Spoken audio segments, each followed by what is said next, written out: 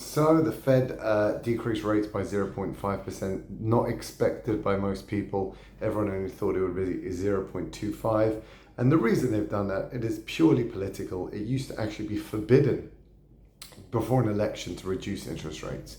That was the law. You couldn't do that because it would be clearly political to, give a sugar rush to the economy and help the incumbent, essentially. That's what it would do.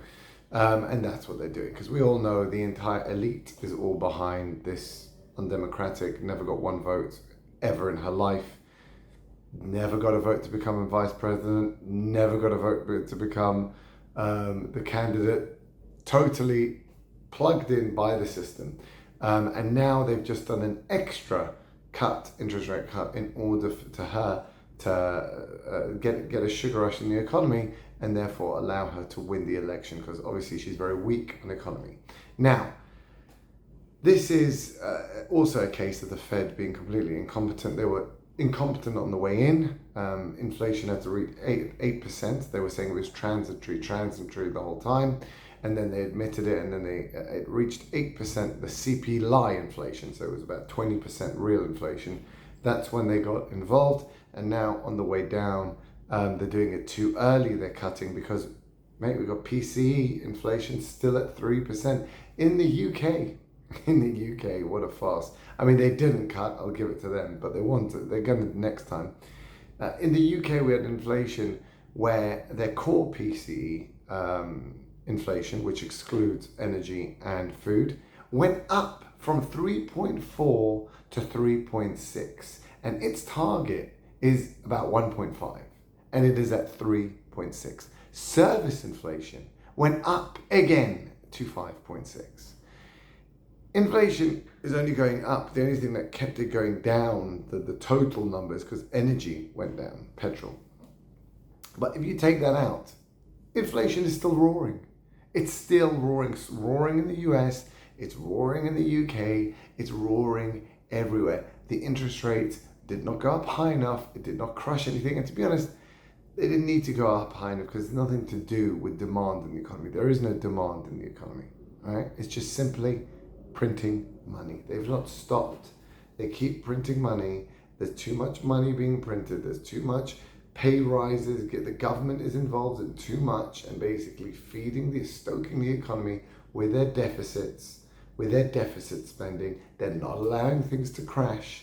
And so therefore, this just keeps going. Inflation keeps going up and up and up. And so really, to be honest, the interest rate doesn't really matter too much, whether it's 5% or 1%. It doesn't matter because there's no demand there. There is no demand there at all in the economy. This simply allows government to borrow more money. That is the real reason. That's why they're doing it. They waited late in order to the government borrow money, and they're waiting late to cut in order to allow the government to borrow money, because the US government is currently borrowing $1 trillion every 100 days.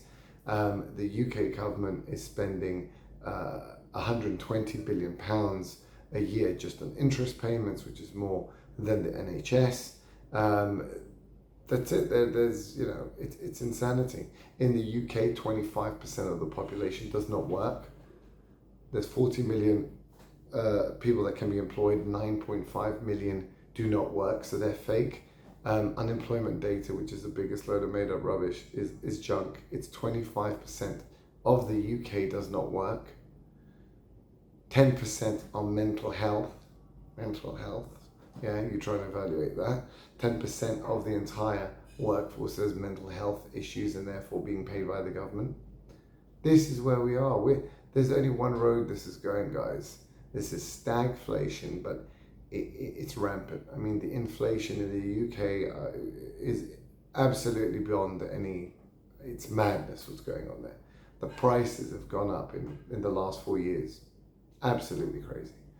And yeah, it makes everyone poorer, and there's no way out, and eventually more and more people have to be paid by the government, which means they have to borrow more, which means inflation goes up more, which means more people need the government, which means inflation goes up more, blah, blah, blah. So these interest rate moves, totally irrelevant to the entire situation.